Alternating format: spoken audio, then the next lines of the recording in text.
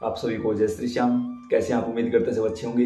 प्रेमियों, आज की वीडियो का टॉपिक बहुत ही ज़्यादा महत्वपूर्ण है कि शादी के बाद हमारे घर में लड़ाई झगड़े बढ़ क्यों जाते हैं, परेशानी क्यों आती है, कुछ ऐसा क्यों हो जाता है कि बात तलाक तक पहुंच जाती है।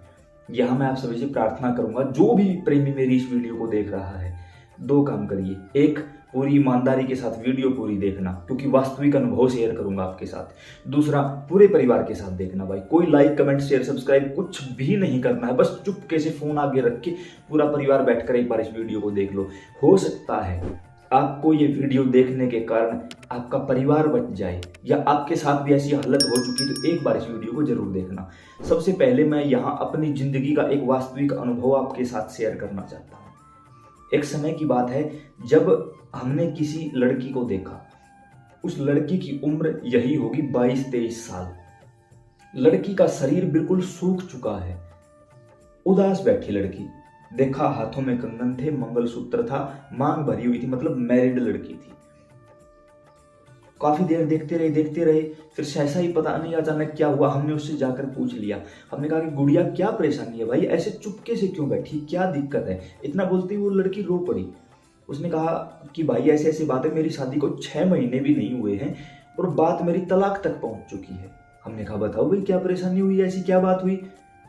तो उसने कहा कि पता नहीं मेरे साथ क्या अजीब हो रहा है, मेरा किसी से बात करने का मन नहीं है, किसी के साथ मैं बैठकर भी खुश नहीं हूँ, और कुछ तो क्या बोलूँ, और मेरे पति मेरे ऊपर शक करते हैं जबकि मैं किसी भी प्रकार से कहीं भी गलत नहीं हूँ।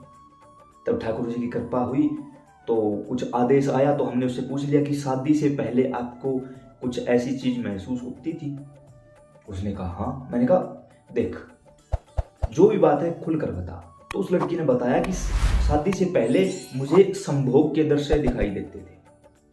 फिर हमने थोड़ा सा उसको एक हिसाब सा बताया कि क्या इस टाइप का कुछ दिखाई देता था, कुछ ऐसा व्यक्ति। उसने कहा हाँ ऐसा व्यक्ति। उसने कहा कि प्रॉपर समझ तो नहीं आता, लेकिन हाँ कुछ इस टाइप का ही व्यक्ति था। तो ठाकुर जी के आदेशानुसार पता चला कि वो व्यक्ति उसी के गांव का था। जो मतलब उस लड़की के बताने के बाद मुझे पता चला कि वो रिश्ते में उसका ताऊ लगता है। उसने कहा कि शादी से पहले मुझे संभोग के दृश्य दिखाई देते थे और मैं हद से ज्यादा परेशान हो जाती थी।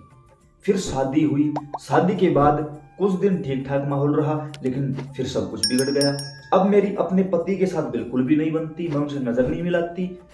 जो परिवार में और लोग हैं मेरी उनके साथ बिल्कुल नहीं बनती। अब कहीं ना कहीं मेरे पति मेरे ऊपर डाउट करने लगे हैं कि मैं कहीं ना कहीं गलत हूं।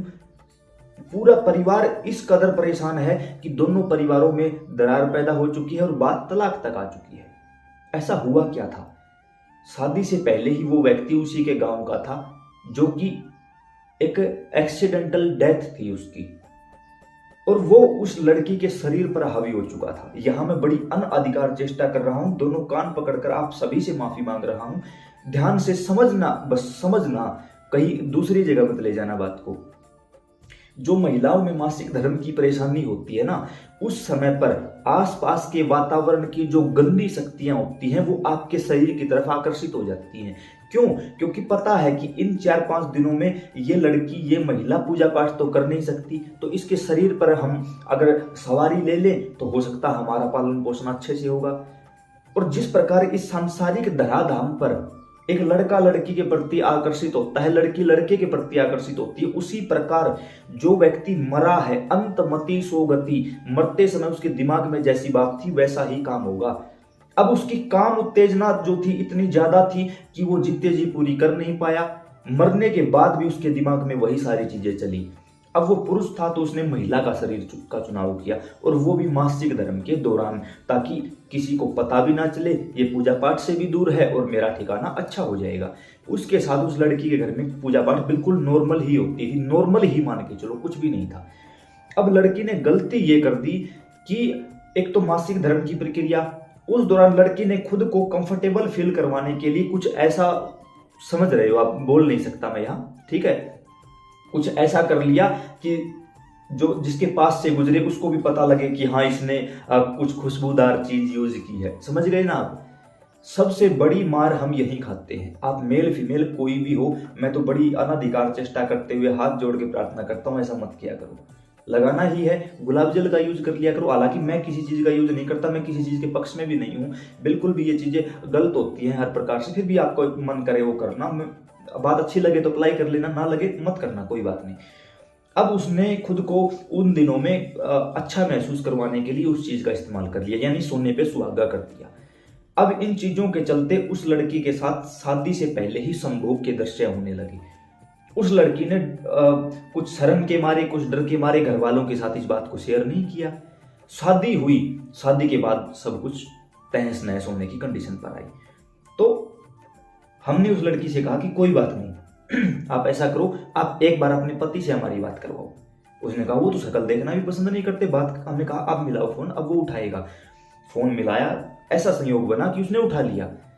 लड़की ने बताया कि ऐसे ऐसे है, आप एक बार बात करो। उसने मेरे साथ बात की। मैंने कहा भाई देख, ऐसी ऐसी बात है, मैं तेरे से एक बार मिलना चाहता हूँ। उसने कहा पता नहीं ठाकुर जी की क्या इच्छा थी। उसने कहा ठीक है भाई। तो एक समय डिसाइड किया और एक जगह डिसाइड की, वहां हम तीनों मिले।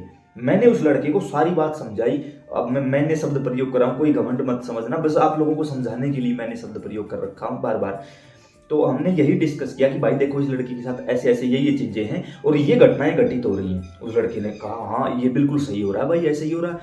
तो हमने कहा कि अब जो आपको उपाय बताया जाए ना, आप वो करो। लगातार 3 महीने तक अगर आप वो उपाय करते हो तो ठाकुर जी कृपा करेंगे और ये आपकी परेशानी दूर हो जाएगी, अन्यथा तलाक पक्का है। उस दिन उन दोनों पति पत्नी ने मेरी बात मान ली। अब लड़का अपने घर, लड़की अपने घर। जैसे ही उस काम को करते हुए 20 से 22 दिन गुजरे, लड़की का फोन आया, भाई वो मुझे लेने के लिए आ रहे हैं, मैं घर जा रही हूं। घर जाते ही उस लड़के का फोन आया, भाई हम दोनों घर पे हैं। उसके बाद 3 महीने तक लगातार 90 दिनों तक दोनों हस्बैंड वाइफ ने शुद्ध ब्रह्मचर्य का पालन करते हुए जो काम बताया गया था वो काम किया। और आज ठाकुर जी की ऐसी विशेष कृपा करना है, उनको एक पुत्र रत्न की प्राप्ति हो चुकी है, यानी वो परिवार सुखी है। अब हुआ क्या था, अब उस लड़की के शरीर पर प्रेत बैठा था शादी से पहले ही, जो उसके साथ संभोग करता था। डर के मारे, शर्म के मारे माता पिता को बता नहीं पाई, इसलिए बोल रहा था कि परिवार के साथ बैठकर देखना इस वीडियो को। उसके साथ जब उसकी शादी हुई, शादी से पहले ही उस लड़की के शरीर पर उसने अधिकार कर लिया था।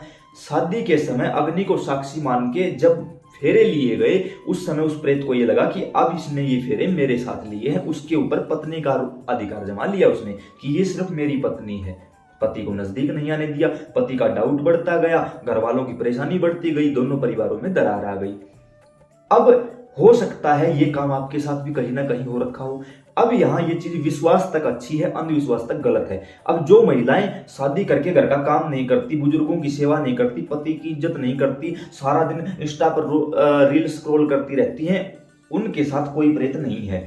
वो जानबूझ के अपना घर उजाड़ने के चक्कर में है। जो शादी के बाद भी उससे बात कर लूं, उसका ये कर दूं, उसका ना, वो खुद कर रही है। उनका कोई भी किसी प्रेत से कोई लेना देना नहीं। वो खुद ही प्रेत है, प्रेत उनसे क्या लगेगा, वो खुद प्रेतों को लगी हुई है भाई, उनका यहाँ कोई लेना देना नहीं है। सब कुछ ठीक होते हुए भी अगर ऐसा है तो ये घटना आपके साथ हो सकती है।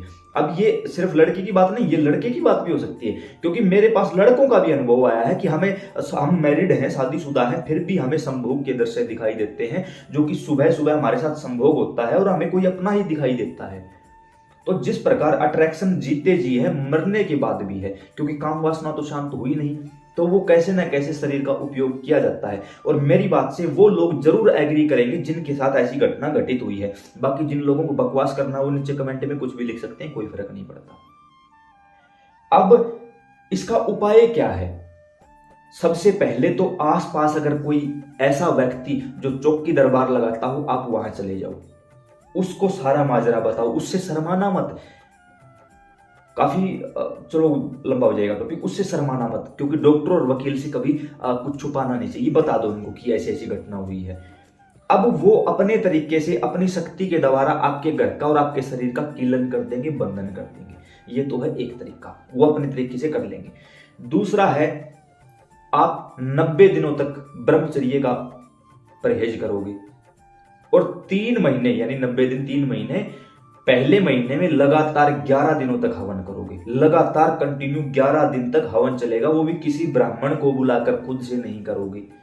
और उस हवन में गायत्री मंत्रों का उच्चारण होगा। 108 आहुति खीर की दी जाएगी। 11 दिन कंटिन्यू ये काम करना है।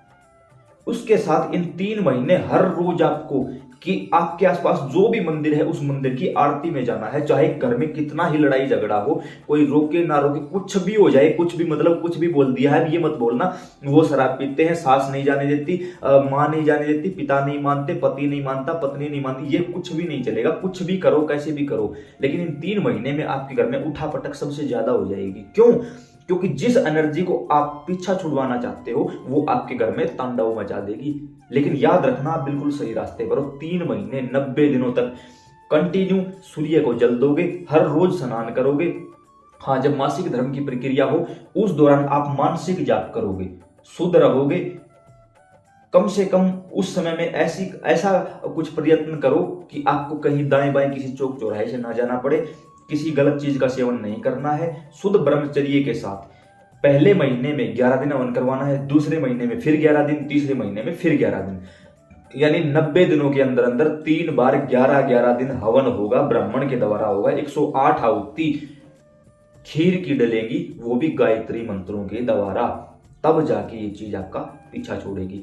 उसके बाद कंटिन्यू घर में 2 समय नहीं हो सकता, एक समय शाम के समय जरूर जिस देवता की पूजा करते हो उसके नाम का दीपक जला के पूरे घर में धूप की फेरी दो, पूरे घर में जल रखा है इसके छिड़काव करो और अपने घर को अच्छी तरह से सेट रखो। इन 3 महीने के दौरान जो कोई नशा करता है वो भी छूट जाएगा, कोई गंदगी थी वो भी छूट जाएगी, पित्तर मलिन थे वो भी साफ हो जाएंगे, कुलदेवी कुलदेवता घर आ जाएंगे। 3 महीने ये काम करना पड़ेगा और दूसरा कोई रास्ता नहीं है। अब अगर कहीं आपको लगे कि दी गई जानकारी सही है और आपके इन 11 मिनट का सदुपयोग हुआ है, तो फिर अपने पड़ोसियों को, रिश्तेदारों को, परिवार को, गांव के लोगों को जरूर दिखाना। काफी लोग मुझसे कहते हैं कि भाई आपकी वीडियो के कारण जीवन बदल गया, अब मैं क्या सेवा करूं। सेवा यही है भाई, जैसे तेरा जीवन बदला, जैसे तू भटकने से बचा, दूसरों को बचा ले। मैं नहीं कहूंगा कि वीडियो दिखाओ, हो सकता है आप लोगों को लगे व्यूज बढ़ाने का चक्कर, नहीं, खुद बोलकर बता दो। लगे खुद बोलकर बताने में सक्षम नहीं है, अपने रिश्तेदारों के पास इस वीडियो को भेज दो और पूरे परिवार को साथ बैठा कर दिखाओ ताकि किसी की जिंदगी बदल जाए। अगर एक घर भी आपने बचा लिया, समझना ठाकुर जी ने आपको स्वीकार कर लिया। जय श्री श्याम।